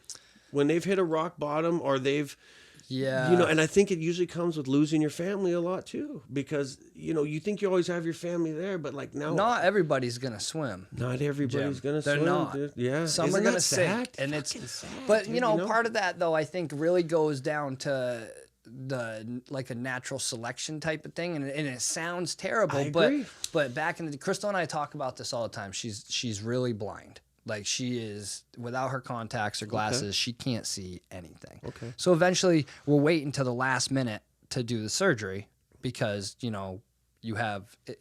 doesn't do so well after a long time. So we want to stretch it as long as we can before we do our surgery on our eyes. You have to do it again, maybe, right? Something like that. So, and we're always hoping for something new that new could technology. be a better option for us. So what we talk about though is she's a pretty young girl, but if she had been born 200 years ago, I don't know how long, 300 years ago, I don't know how long glasses have been around. Right. But I see what you're saying. if they didn't have glasses and she was born, she wouldn't have made it. They'd have left her to the wolves. She wouldn't have been able to see. She would have been completely blind. She'd have looked goofy. She'd have never got a husband. She'd have never got a job. Isn't that crazy? And we talk about that because I can't stand the fact that she has to wake up in the middle of the night and can't see. That's true. That makes because you love her so insane. much. You don't want to see that. And it's just like the fights last night. That dude blew his knee out in the final fight, right within the first, halfway to the first round. He fought or the second round. He fought the whole thing with that knee. It kept going out on him. I blew my knee out, and same thing as your wife. They've had me a bottle as big as that cup, dude. And I found out that to me it was like speed, because I'm so ADHD. It sped me up, and I loved them. I loved that feeling, because it also calmed me down to the point where I could listen. Yeah. And I felt like I could function at such a level that was crazy. But it sucked, because eventually they take those away from you. And then once they take them away, you're like, well, I'm just going to go get them. Right. And that's where it starts. And, a lot of people don't have, I don't know if it's the love. I know I couldn't turn into a junkie because my family loves me too much, man. I couldn't put my family through what I know comes next. I think stealing and shit like that. Education, I think, is a lot of it. I think people don't all have the same IQ. But and we would like to think that people are, not that we're geniuses or whatever, but maybe we're just smart enough to know. And maybe people just don't have, they just don't see that future. They live in this moment. You think you get the option, right? They give you the opportunity. We're going to save you. Yeah. right? And you say, fuck you. So that's somebody do you force them to detox, right? Do you force them to get completely saying, clean man. and get them 100% clean on like a 60-day whatever until they come up with something that completely eradicates it from your system in a few days? Till they can do that, do you do that and then give them the option? Because at what point do you just like, we have so many people on this planet, buddy. There's so many people on the planet. At what point, like, what do you do? Do you let the dumb people die out? Is that what you're saying? Darwinism? No, Just let what happened at happen? a certain point, like if you keep saving somebody and they keep trying to kill themselves. The tank and the 3-wheel cart at Walmart with the big gulp, I mean, what's the difference? So she's not taking pills. She has diabetes. They're going to cut her feet off. She has a Mountain Dew and she's on the... So sometimes this thing crashes. So today, I just want to let everybody know, because if they listen, they've heard it crash before on me. So what I did is I'd had RAM I put in this thing a while back. And so then I took out the RAM that comes with it so that it was a little bit lower, but I kept the upgrade shit in there. And then it crashed for no reason on me today before you got here. And before I was doing anything, it just crashed on me. And I was like, okay, I'm going to put the original shit back in and take all the upgrade shit out and just leave. Because all I needed to do is record. Sure. So I did that. But I still felt the need of the precaution to we're just going to fucking tap that right there. I can save it now, but it's just extra work. So. This is fucking extra work, man. So. I love it, dude. No, but it's true, man. And you know, the worst part is like, as we become older, you're taking drugs because they feel good when you're young, you know, escape, all this other partying. And then you wonder, well, where are these drugs coming from? And oh, yeah. And then you start getting into like these conspiracy theories and stuff, but they're not, because they could be proven to be true, like the Contra. Like how when I grew up in LA, right? And black kids when I was growing up would always say, white people are holding us down. White people are giving us drugs. White people are kicking our dads out and shit. I remember this too.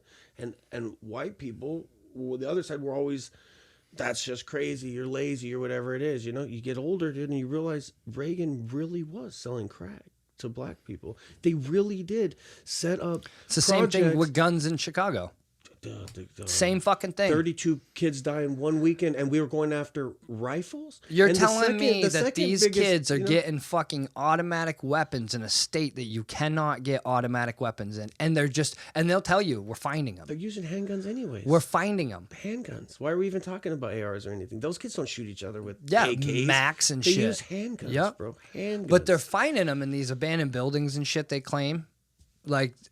Dude, where else are they getting them? Dude, it's but we'll just look at what we did buying when them? we sold the Fast and the Furious deal. I know it's a big, but I actually know. All right, so one of the kids that was selling those that got locked up, I knew his brother. This is a government operation. Bro, that boy killed had like government scars officials. on his nose from having blindfolds.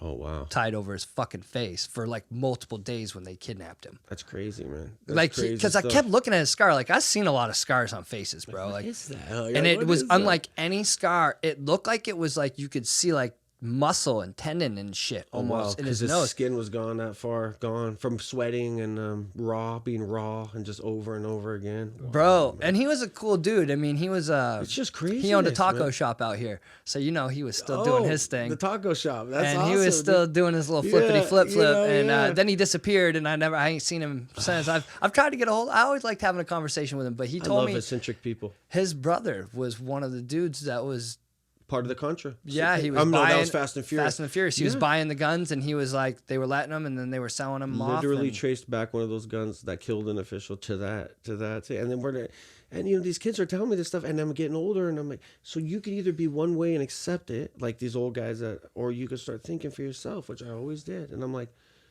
well, that doesn't make sense. Why wouldn't you want a family? Why wouldn't you? So they put them on the projects. They told them that if they caught a father in that house, when they come do a check on their family, that you're getting no more benefits from the government unless they're married. So the dads had to leave, dude. They drove the dads out. They flooded them with crack cocaine. Wow. And then they make them seem like they're the bad people, like they're the bad ones, when it was all Freeway Ricky Ross. I'm sure you know about Ricky Ross, the real Rick Ross. He's a real person, dude. He did a lot of jail time. He had houses set up like McDonald's with holes drilled in the side in LA that they would just put crack through 24 hours a day. Millions of dollars a week, dude. He even says in his interview, so I'm not speaking out of school or anything, he says, they would call me, the government would call me and tell me when the biggest busts were going to happen, so I make sure I wasn't there so I could keep everything running for everybody. And then Reagan said they had to do it to fund the Contra war. They had no choice. They needed the money. It's Well, just there's movies out there That's where crazy, the CIA dude. has their own banks. and shit like 60% that. of their money goes for disinformation. 60% of their money is disinformation. It's ludicrous, man. Because as you get older, so the whole point of this tangent was where these drugs are coming from. So then it keeps leveling back, right? So then the same people that put out Oxycontin are the same people that put out Suboxone, the same people that put out the drugs to get you off of the drugs. And they have it all documented how this was their plan. They're going to put out something to get them hooked, put out something to get them off. You don't think it's like Win-win. random that as soon as we end up in Afghanistan, where all those poppy fields are, all of a sudden it becomes an epidemic for Isn't that fucking gross, dude? pills in our Isn't that country? gross, dude? And sad. And like I said, in my own family, my brother. No, Jim, it's just a coincidence. Yeah, forget about it. You got to understand, in America, Yeah, we got shit, in that's America, a coincidence. We got bro. magic bullets. We got a Gulf of Tonkin. We got it all in America, Yeah, dude. You man, know? that's a coincidence. It's fun bro. stuff, though, man. This is fun. I can see why you like to do it. You know, I'm It sure it's going is. to take off. Like we were talking about though before. I know we got another tangent, but That's fine. You did it with your with your friend and with helping his daughter. Yeah. You're doing something that's not just me talking about boxing and shit. This carries on forever. She'll have that for the rest of her life to be like, remember when I was still doing all that bad I'm already shit? setting it up for And I got she's off? coming back. You know what I mean? She's coming back and when then- she and gets then when out she has August kids, if they go through and think or she's like, September. you know, I went through that and that, well, you did. Yeah. Matter of fact, here's the archives from the shows. And it's a really cool thing that you're doing. For me, that's my art, dude. Because boxing, I knew wasn't going to last forever unless you're Tyson or something. But I love art. Bro, you're great at this.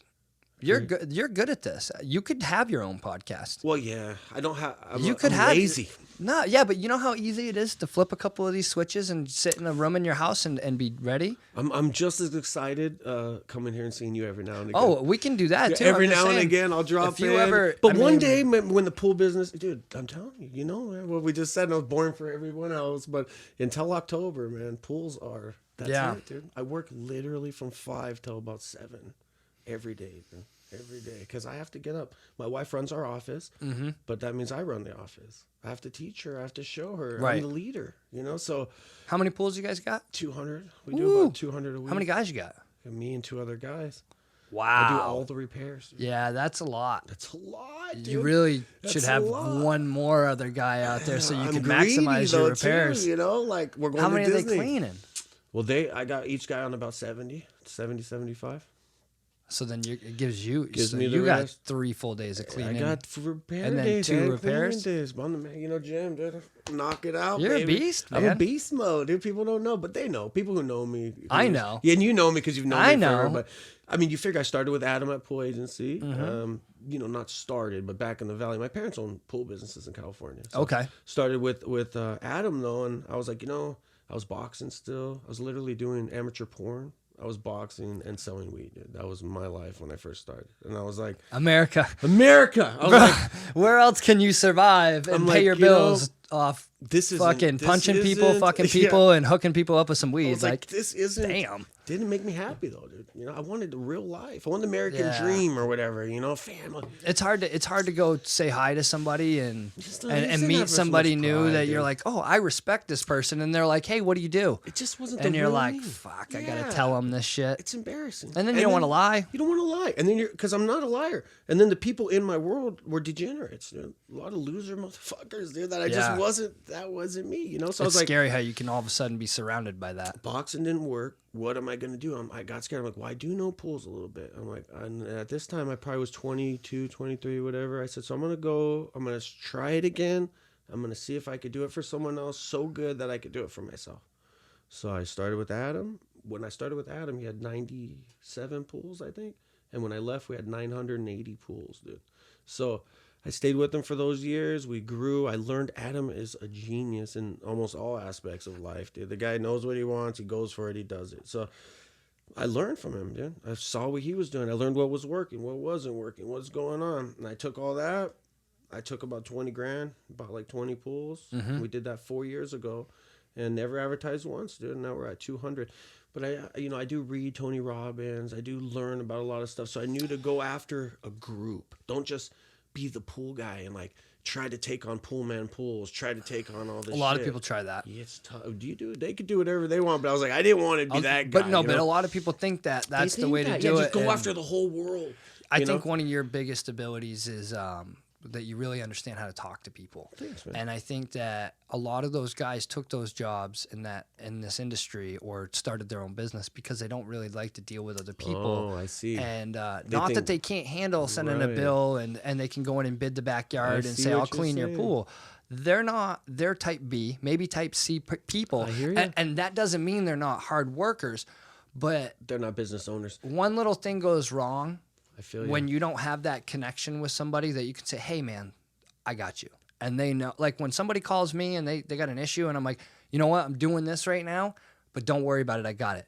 When they hang the phone up, I know that they know everything's cool and they're relaxed. So, but I've worked my ass off. You're not lying, man. But you got to be able to communicate with You those gotta people. And I have think that. that's one of your, I appreciate that. you know, first time I met you, that was one thing I was like, oh man, this guy. It's great news. Yeah, he's well spoken, and I think that in this industry, because think it you're used to right. be like I said to somebody the other day, I was in a parking lot, and I said, you know, shit, even just 10 years ago, when you would stand in a parking lot, there was a lot of party dudes and you know, tweakers and just you know lying, guys man. that drink all day, and You're not all of lying. them are in some kind of like 10-year-old truck that You're not lying. that no information, they don't have commercial plates, they have nothing. No knowledge. And now you look when you're in the parking lots, and it's like newer trucks, and it's- $50,000 trucks. yeah, and and nice they're stickered, labeled, and they got yeah. the licenses, and so like you see that it's slowly integrating into a is. real business. It is. Thank God, because those other guys give us a horrible name. Yeah, and You that's know- hard. All right, Yeah. gotta shut that one more time. Let's see if I can keep it going. So it shuts off, and it It's all good. Little edit action. No yeah, big deal. But that's what these ones are for. Those guys, I think you're right. I'm not gonna mention names. Of course, I've been in that Yeah. long, so I know a lot of people. One of these guys, he does pretty good, man. And I know he could do better, but he's like this. Fuck him. They don't want to do my way. They don't know him. Fuck them. I know what I'm talking about. I know what I'm talking. I'm like, dude, that's, you know, I don't want those customers anyways. Dude, your customer, you're like a waiter. You got to make sure their food is right, their drinks are good. It's the same shit with the pool, man. You got to make sure everything's perfect. What are they paying you for? If you're making them feel uncomfortable, or you're making them And you're going in their backyard, bro. in their backyard, dude. And People don't look, underestimate that. People don't want to look people in the eyes. These are the people, like you said, oh, look at Adam making all this money. I'll do my own pools. You don't realize the ass Adam kisses or his guys I have to do. You don't realize the money that we have to put up front. You don't realize that on a pool, we only make like 20, 30 bucks a month if everyone's doing the pool for. We don't make no money. No. We barely make, in the summer, we make no money, dude. So, you know, you have to, and a lot of people, you said jump in, and I feel bad, but I help these new guys and I end up with half their business half the time because they can't hang, dude. Yeah. And at the beginning, you got to be willing to be poor. And you got to be willing to work hard and not have anything, dude, you know? But I know another tangent. So I went, when I started, though, I wanted Tony Robbins. I wanted to focus. So I was like, the whole world's too big. Who are good people? Who are the best people? Well, what we're taught is policemen, right? Firemen, teachers, you know? So teachers get a discount. Firemen get a discount. The police, we named our company the Pool Police. And we focus on... So now I have like the captain of the vehicle, stolen vehicle department. I have the captain, or I have the head of this hospital who it was like the culinary head. So he gives it to all the nurses. They get a little deal. So these public service people, we put them all on a Smart. credit card, automatic billing. We do. So I focused on the group. Now, dude, are those all my customers? No. Are those most of my customers? No. But is that how I grew my business? Yes, because I focused on a little bit of a group, you know, and I end up getting And that's them easy all. to maintain them when you do it like that too, And because know you what did you're it kinda smart. Getting, you know, like every cop's the same. Either they're egotistical and they're a prick, or they're super nice. They've seen a lot and they're friendly. But there's like 3 different ones that you're always gonna get. It's like you know what you're getting. Firemen are always good old boys, dude. They're fun. They don't have a beer with you. They invite me to go on runs and stuff. Of course, mention no names, you know. But they're like, let's go up to Crown King. And I was gonna take the razors and shit. And I'm like, man, I don't want to smoke in front of these guys, and I don't want to be too crazy. They're police, you know. Dude, forget about it. They're pissing every 5 minutes. They're pounding another beer. They're smoking. They're like, Jim, have another beer. I'm like, dude, you guys, I was worried about it. You guys are out drinking, out smoking, out partying, and you're fucking driving. They're like, yeah, you know, like, they're good old boys. It's a good time, man. Always the perception is never really the reality for me, anyways. My perception, my dream world is never my reality once I finally Dude, get I there. grew up being nervous as shit from the cops because I grew up in a small town where, again, this always comes off wrong when I say it, but it was all white kids. Oh, I hear you. So if they don't Shook got 'em. anybody else to, in other states and stuff, they're going to point the finger, these other kids, they get the finger pointed at them because that are different they- color skin. Right. Well, in our state, they didn't really have that. So if you were a boy between the age of this and this, Which is statistically true. and it was, Yeah. I'm not saying they were No, wrong but I in mean, what this they is were what doing, people always but do, like in my town, if you passed a cop at 10 o'clock at night on a road, Oh, that's it, huh? he's flipping a bitch. He doesn't even need probable cause to pull you over. So you're kind of screwed, and they're going to follow you, and they always know you got weed in the car, you've been drinking. So it's one of those things where... Were they real strict? Yeah. Yeah. See, LA wasn't so strict. Yeah, man. bro. It was super strict, and they were always trying to catch kids at parties. Trying to make it and- like Mayberry. Bro, they used to hide in the woods across the street from the school, trying to catch kids in the They have morning going literally smoking. nothing better to do, dude. Literally nothing. So when better I to do. moved out here, you still kind of have that stigma that the cops are bad. And I think the first time I really interacted with them, they had to come to like a party I was throwing for a birthday. It was a surprise party, and we got in a little altercation with somebody in the parking lot. No big deal. The cops came though. The mother called the cops of one of the apartments. Oh yeah. So one of the rookies is freaking out, but they were all so cool. And like the senior guy on the squad there, he's like, let's fuck with the rookie. Oh, they did. And so he was like, we're going to let him go, Rook. And he like lost his shit. Because my two buddies, as soon as they pulled in, like the side gate was open. As soon as they pulled in, my two friends, one of them was holding a box of like Lucky Charms or some shit, or Fruity Pebbles or something. He takes off fucking running. Doesn't do Just drugs. because, right? He's a military boy. Just doesn't fight or flight. He was fucking- gonna fly. He was he he's fucking going. runs. Yeah. So they stop him in the fucking parking lot across the street, and they Literally bring him with Lucky back, and they're Charms. like, "What are you doing?" And then at the end, they're like, "We're gonna let him go," and the rookie freaks the fuck out, dude. He's so mad, and the cop's like, "It's his birthday. It's just a misunderstanding. Leave him alone." And I'm like laughing because that's all I said. I was like, "It's a misunderstanding." So at the very end, the captain looks over at my buddy, and goes, "I gotta know one thing. What the fuck's with the Fruity Pebbles, kid?" And he's like, "They're delicious." They're delicious. And it was just so funny because like they let us completely go, and I was like, wow. I mean, That shit would have never happened where like somebody was getting arrested where I'm from. See, so like that's they good. came out, they were so now like I got pulled over leaving Kenny Chesney oh, okay. downtown. Sure. And we had a couple drinks throughout the concert. Not a lot, just like one or two, and we were there for fucking 4 Well, hours. dude, I could drink 2 drinks an hour. I'm still under the limit. So Right. I'm So, 240 pounds. I think I had 2 beers the whole time we were there. You're still under So, point away yeah. for sure. But Crystal had drove my car. Okay. And her car, she had to shut her lights off. Well, my car was an auto light. So she shut my auto lights off. and I Thinking she didn't- turned them on. Well, she shut them off when you got eyes on Yeah, so I drove out of there. No lights. And as soon as I pulled out of the parking garage and I literally pulled out and stopped right at a light, and I saw the cop pull up next to me. So I did the check everything, and I was like, fuck, my lights are off. Flip my lights on.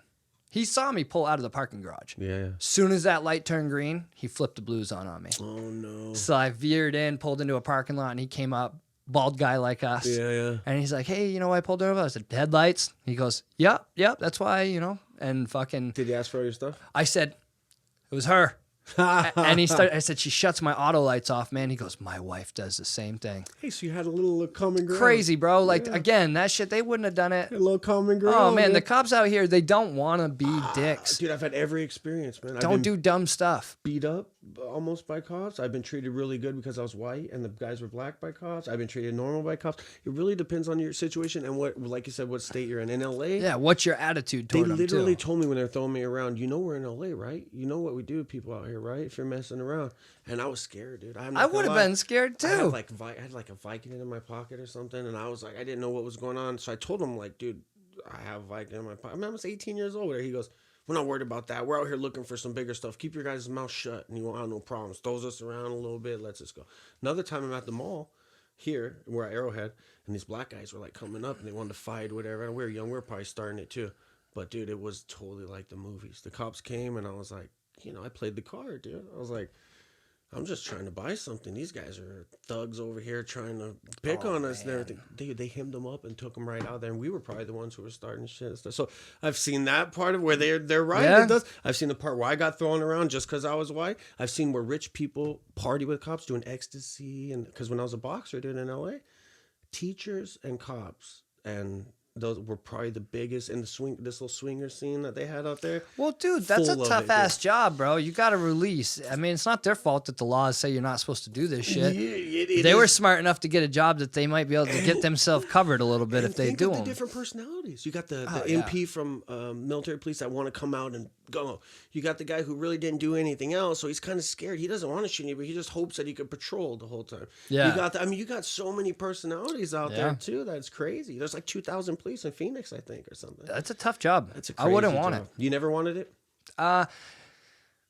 Yeah, but that's only because I knew I would be good at it. Ah, I see. You know what I mean? Like, one of those, I could see, like, oh my God, that would be, and every fucking test I ever took, like an aptitude test and all that, They put you all there, of them. Really? All of them was police officer or firefighter. Yeah, wow. every single time. That's strange, man. And it used to make me crazy because, like, You didn't want I that. hated You didn't it. want And I it. was Yeah, like, nah, I don't yeah. want to be especially that. You, coming from a town where, like, you're getting singled out as a bad guy. You're not doing anything bad. Had I They're- been somewhere else, I might have. They're in the bushes, Oh, stalking bro. you guys. And So they were just dicks. They they're were the ones trying that- to make they're you. the ones that you're like, you pig, fuck you guys. Yeah. They're the ones that make you want to do that because they're not looking out for your best interest. They're trying to bust you for every. But every little cool thing. cop that I've met has kind of chipped away at it for me. Me too. Like, fuck, man, I could be a great cop. Like, I wouldn't be the guy, like, trying to... And I would even be the guy, like, look, buddy, I'm not trying to bust you for a bag of weed. Right. But smarten the fuck up. Right. Like, Or you if you had a gotta kid know in the car, why are whatever, oh my right. god, Help yeah. If them you got a learn, kid in the know? car and I you're mean, again, if you got weed on you and you're coming back from the spot, especially if you got your medical card out here, you're allowed to forget do whatever about it. you You're want. allowed, as long as you're coming back and forth. Well, I found that out. You're not allowed here's to the- drive everywhere. Here's the other thing, though. This kills me. They're gonna legalize it in this state. You would hope. Oh, it's gonna pass this next time it goes through. We're covered. We're imaginary It doesn't lying away. make New Hampshire's the same way. Both states I've ever lived in, they're like identical. They always do weird shit like So this. strange, right? You can carry a gun. You can freaking They're do trying all to this stay stuff. red as they could be. They're trying to stay like the right. But as it they just can be, doesn't make sense anymore. financially. Like- Any way you look at it, the drunk driving goes down, the crime goes down. All these things go down in the states where the tax goes up. Of course, I did this to Crystal's relative. We were walking down the road in San Diego, and somebody walked past us, and they were smoking weed. And he was like, ugh, weed. And I looked at him, and I said, all right, let's have a little hypothetical real quick. I said, you're cool with drinking, right? Yeah. I said, okay, you're walking down this street right now. It's 11:30, 12 o'clock at night. It's kind of a dark area up here. There's 4 dudes walking at you. They're high or they're drunk. He's looking at me, and I said, which ones do you want to have to deal with walking down this fucking street at night by yourself in a weird spot? And he didn't even take a breath. He was like, hi. And I said, okay, so why are we still doing that?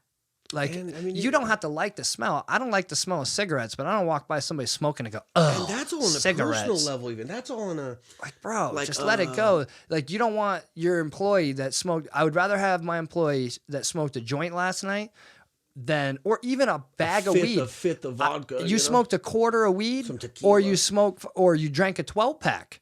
I'm telling you. That's in your system the next day. Where even if you're a little groggy on the weed in the morning, I don't know which one I'd rather. I guess I wouldn't rather have them doing neither of It's them. true. If a perfect world. But at the same time, it's like It's- you praise these people. Like, you can go in and tell them how drunk you got at a party the night before, and you blacked out and you had sex with some chick you don't even know, and they cheer you on like you're some rock star. You get a felony. But if you say, oh, I got super stoned last night and I Loser. smoked my whole bag of weed. Burnout. Yep, you're a loser. But it's like, yeah, but I got to work on time and I've already got my shit going. And this guy's telling a story and you about how wouldn't he was even know if puking I on didn't his tell shoes. you. This guy's not clean. His hair's messed up. His breath That's stinks. the one thing that bugs You know? me because I'm a realistic person. I'm telling you. I see him like if you want to believe the reefer madness shit from back in the that's what day. we'll get into that that's- because- I got to piss first if we're Okay. gonna do that. Yeah, I mean, and that's a tough thing because that's one of those things that everybody's still got to be careful. You don't want to lose your job. You don't want to all over something, and that's where they kind of got you by the balls because we all know damn well that it's not a big deal, but the insurance company doesn't give a fuck. So Oh, Your boss can be cool as a motherfucking breeze, but he knows at the end of the day, the insurance company, they're not going to be cool. So if you fail a drug test, you're fucking gone. And that... It's true. But you can pass, alcohol's out of your system so fast, and 99% of the time, it won't matter. Even meth, 3 days. So you could have some meth head going to work. They just need to readjust the testing. First person that figures out how to test that you got high in the last 24 hours. Millionaire. Oh, billionaire. Yeah, billionaire, yeah. bro. I've said that a million times, and that's, they just don't have a way, which is another fucking thing to tell you, maybe it's not that big of a deal. It's not, dude. I mean, and every profession seems to accept different drug addicts. I mean, when I was framing houses, dude, and working construction, there's tweakers fucking. Yeah, everywhere. pillheads and tweakers. Pool industry are potheads and drunks, and they smoke, they drink. You see it. Not everybody. No, not everybody. no. Broken There's a lot of clock them is that don't. twice a day. Not everything is everything. You know? Right. But and then because kind of like they're functioning, so they've realized these drugs. They make you're functional at your job when you're doing these drugs. It's like who says it? That why would you want to live life with? I mean, if you have the ability to kind of catch a little buzz, why wouldn't you want to? The real thing, like you said, you're educated. You like to think. I like to think. So, where did it all start? Like we were talking about this prohibition, this reefer madness. You're thinking, what the hell is going on? They literally made it race. They made it where white women were gonna have sex with black jazz musicians after they smoked weed with them. The guy's named William Randolph Hearst. He owned billions of dollars worth of the forest for paper, and then he also had a stake in the railroad, and he also had a couple other stakes. He owned these newspapers that are along this way. So this was the same year that they're coming out with the machine that hemp was going to be able to turn into paper. This is the same when reefer madness came out. So they're going to make this machine that's going to change our world. We don't have to depopulate the forest. We don't have to do all that. But what's going to happen? He's going to lose his money. He's going to lose his forest money. He's going to lose his oil money because they're not going to drive the trains. He's going to lose his train money because they're not going to be moving the trains. So this one man, and I've learned all this from Joe Rogan, it's not coming from me, this one man stopped weed, made it illegal, put the prohibition on it. William Randolph, one guy decided for everybody else and for money that we're no longer allowed to have medicine that we need. That was a medicine. We're no longer allowed to just have it recreational. We're no longer allowed to have clothes and ropes and fuels and everything. And just think of how much better oxygen would be on this planet right now if you didn't cut those fucking... how many hundreds of years those trees were growing. What I'm going to say. In the same amount of time it takes, 3 months, 6 months, that you get the same reports of the hemp. It's sad that it was for greed and it was for money, and it's sad that everybody always says follow the money, but you can always do that in situations. Well, I'll tell you what, end, this next generation, the one that's younger than whatever, they're going to be graduating pretty soon. I wouldn't even know. Who fucking knows? But whoever they are, they're probably going to be the ones that finally call bullshit. I mean, when my generation finally sits on that seat, and we control the entire Congress because we're older. Right. I could probably see it there too, but it's going to take the push from the younger. Because they look at people like, why are you worried about weed? Because they're growing up in a place where it doesn't work on them because it's legal in a lot of states. How many states are these kids growing up and they're like, well, wait a minute, if I move over here, I'm in trouble for shit that they all just walk in the store and they're allowed to do over here. Plus, the propaganda is not. So you see it, no, and it takes time, like you said, because you can't just turn the faucet of money off. No. Nobody's gonna let you turn it all the way off. They'll let you trickle it down because the threat is I will turn the faucet all the way off. Or they're going to build another connection so they still get that. It just that's what Marlboro's doing. Same Marlboro's thing. doing the same thing because they know with the regulation. Well, they're going to have somebody going to do it. But look at these football players. They're coming right out saying it. They don't want to take the opiates anymore. They don't want it. They want to use CBD. They want to be able to use THC and CBD creams. And they won't let them do it. Dude, I've never watched a football game in my life, so I can't tell you these guys. Really? Isn't that strange? Holy fuck, I think we should have led with that. Never have I watched a football game in my life. All right, well, we're done here. He can leave. Nope, he's out of here. Get him out of my house. Get him out of here. Oh, my God. Throw him over the wall. All-time once boxing, we build it. Think of boxing. What are you? You're a single guy. Yeah, I guess you're not. So when I was 17... I went right into boxing. I played a little bit of football, but I was a fat nerd. I was an offensive lineman. I didn't have the joy of tackling so I was like, fuck football, dude. So got into boxing and just never, ever, ever watched a football game. So the whole point of all that tangent was that I know that one guy with the dreads on, he was getting kicked off the team all the time because he was smoking weed. What the fuck? It's not even an enhancing drug. So the other guy knocks his wife out on video. The other guys are doing cocaine. You got Michael Irvin. You got all these guys. This guy's the one that's getting kicked off the team for smoking weed, dude. It's just, we got a lot of old people that How are still silly, running though, shit. right? There's just a lot of old people still But running that shit. goes more with the rules, like you're saying, the insurance and the rules. It's gonna be maybe, you know, maybe your generation. Well, I don't. Yeah, I think it's 82 to like 90 something is generated like technically a millennial. Oh, I guess I technically fall. I think I'm X or something. I Yeah, don't remember what I'm it in is. between X and 'Cause I was 80, millennial you because know? I'm Yeah, 85. so yeah, maybe. But yeah. I don't know. I think it's gonna be X is gonna be I the was a loser, generation bro. that's gonna be the one that starts to change everything because it's just silly.